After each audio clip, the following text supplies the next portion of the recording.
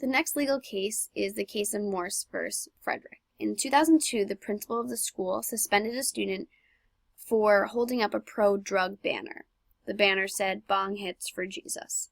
Basically, the student was actually across the street from the school holding up a banner, and the principal walked across the street and confiscated the banner from the students. Frederick says his constitutional right to free speech was violated by the principal taking the banner. The court ruling for this case was that school officials can, in fact, suspend students for violating school policy by promoting illegal substances. Now, this case is not on dress or appearance, it's about a banner. However, it created serious implications for future students and school policies. Clothing with inappropriate slogans may be restricted by schools. Slogans are not constitutional rights for students under the First Amendment. The third and final legal case on dress codes is the case of Giles versus Marinaw. In this case, a middle school student from Vermont wore a t-shirt of George Bush looking like a chicken, and the t-shirt had images of alcohol, lines of cocaine, a drug straw, and razor blades. A staff member at the school enforced what he considered was the school dress policy. And so first the student was made to cover up certain parts of the t-shirt. And then he was told he wouldn't be able to wear it at all. So unlike the previous case of slogans and slogans on clothing, the court ruled that this t-shirt is protected by the student's First and 14th Amendments of the Constitution. The implications of this are that students have the right to wear clothing despite the messages and images of drugs and alcohol if the clothing is part of a political message. As the last part about talking about school dress codes in general, I want to mention a current event that's happening around dress codes in America today. Currently, all over social media, there's talk about sexist dress codes in schools. Twitter, Facebook, Instagram, YouTube, they're all subjected to viral videos and photos about this topic. The issue is that people believe schools are enforcing unfair dress codes, that males and females are being treated differently with different expectations of dress, which really leads into issues of male gaze, body shaming, and body suits. I'm going to show a video to help explain this phenomenon and go a little deeper. Oh, hi, Nate. We are coming up on that time of the year again. Dress codes have been a point of controversy for the last few years, and I think rightfully so. At Staten Island High School, administrators gave nearly 200 female students detention for wearing shorts in the sweltering heat of summer. Distracting, they said. A middle school in California held a mandatory assembly for girls only and pulled them out of class to tell them they can't wear yoga pants or leggings. Distracting, they said. A kindergarten student in Georgia was changed without her mother's notification or permission because her skirt was too short. Distracting. So distracting. Who exactly is distracted by a kindergartner's skirt? According to hundreds of schools in the U.S., it's boys and perhaps even male faculty. That's uncomfortable. Students who are coming forward with these stories often come with tales of inappropriate comments from the administration, like, "You shouldn't be showing off your curves. Don't you want a husband someday?" The school's dress code violators are skanks. Boys are bad, and that kind of shirt is going to cause them to misbehave. Okay, that makes sense. Wait, no it doesn't.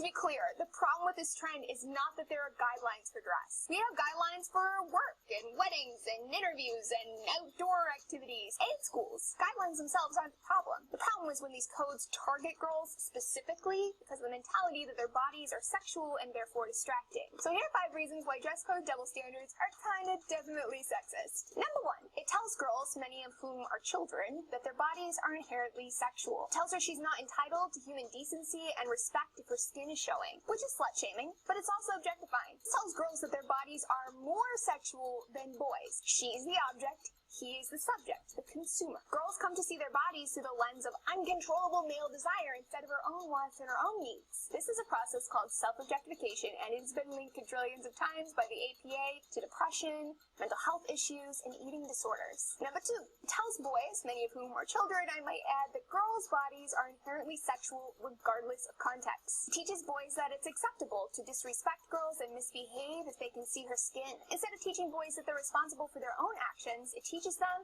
that girls are responsible for them. This is an extraordinarily dangerous lesson that we teach boys. It's part of how we set the stage for harassment, sexual assault, and victim blaming. Number 3, these dress codes are often accompanied by a nice heaping spoon of body shame. Because girls don't have enough of that, administrators are subjecting them to degrading screenings, complete with comments like, not all dresses look good on certain body types. Number 4, administrators are punishing girls with detention, public humiliation, expulsion, mandatory assemblies. What's the real distraction here? Title IX prohibits sex-based discrimination and hostility at school. These accommodations for boys cannot legally come at the expense of girls' education. Number 5, the thing that seems to be flying over all these administrators' heads, the reality of middle school and high school is this: everybody is distracted. Everybody's bodies are changing, crushes, it's all new, it's all exciting, and it is not just boys. Girls have sexual feelings too.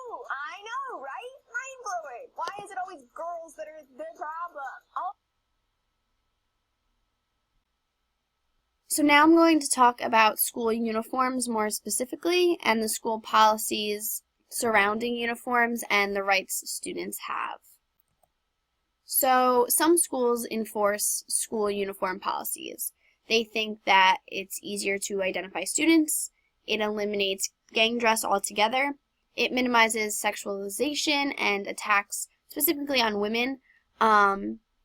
There's safety, so students with extra baggy clothing can't conceal weapons. Schools believe there's more focus on learning, and it reduces peer pressure and bullying. And overall, it enhances, school pride and unity.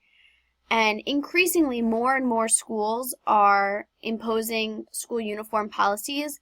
However, there really is no consensus on the effectiveness of school uniforms. So, legal cases and the implications for schools and students surrounding school uniforms. There was an Alabama legal challenge. A sixth grade student was not allowed to wear a cross necklace outside of their uniform. And the principal told Smith to wear her necklace under her clothing or potentially face suspension. So the county dress code banned all jewelry from being seen outside clothing, but the student challenged this. So the ruling was that the First Amendment of the Constitution and religious expression would allow the student to wear the necklace. So Smith has the constitutional right to wear her cross outside of her clothing, regardless of the school policy.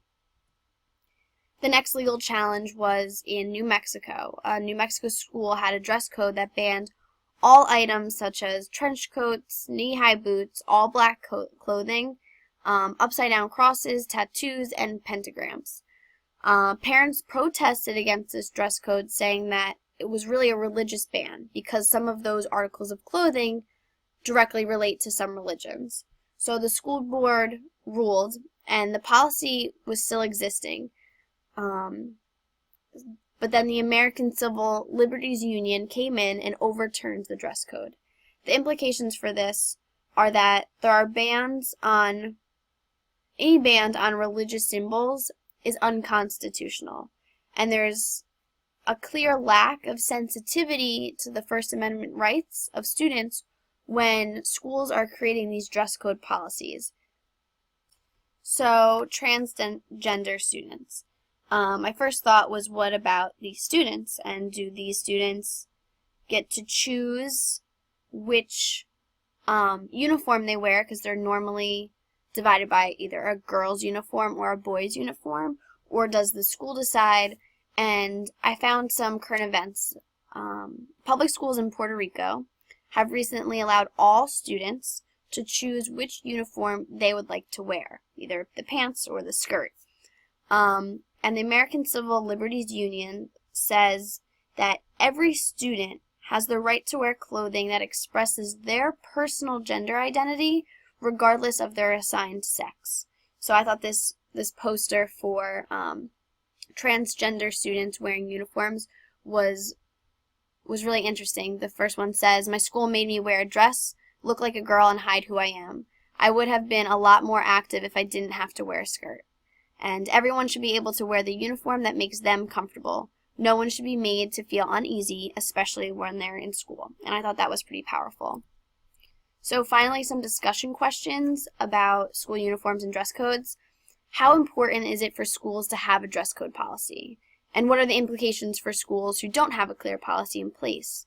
And how should schools make sure that all of the students and faculty are aware of that dress code? How are school dress codes changing, and what changes do you foresee in the future? And finally, thinking about school uniforms, do you think they're effective, and why or why not? Thank you.